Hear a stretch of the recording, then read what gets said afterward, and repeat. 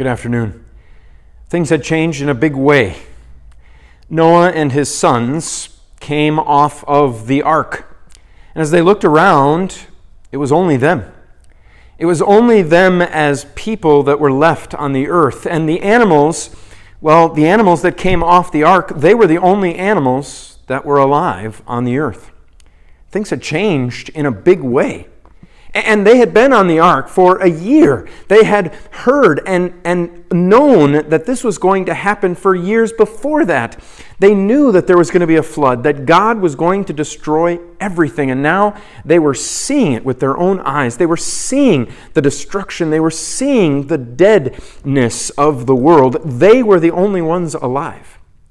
And they had to wonder, are things different between us and God too? I mean, things are so different here on this earth. God was carrying out judgment on this world. He was putting people to death. He was bringing floodwaters onto this earth. Have things changed with us too? Yes, he had us in the ark, and yes, we survived, but maybe things are different now. Maybe it's just too much for even God to get over the fact that we're sinful and that we have disobeyed Him. Maybe He's going to be angry with us and He'll eventually punish us too. They must have wondered that.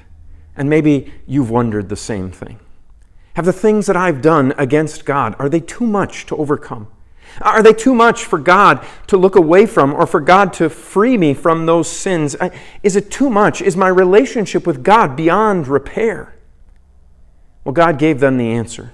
He gave Noah and his sons and their wives the answer almost immediately. This is what he said, Genesis chapter 9, verse 1. God blessed Noah and his sons and said to them, "Be fruitful and multiply and fill the earth." The same command that they received before, they were receiving again. That God wanted them to live in this world. God wanted them to have children and raise families. He wanted people again on this earth. And God was going to bless those people. God was going to bless all of them, not just with life, but God was going to bless them with His presence, with knowledge of Him, with salvation. And God is saying the same thing to you, that you can live in this world. God wants you to live in this world, but God doesn't want you to be focused on this world. He doesn't want you to lose sight that He loves you more than anything and that God has saved you in Jesus.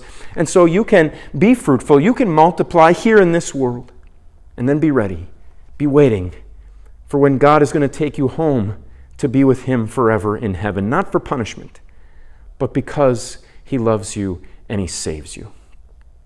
Until we see each other again, the Lord's blessings on your day.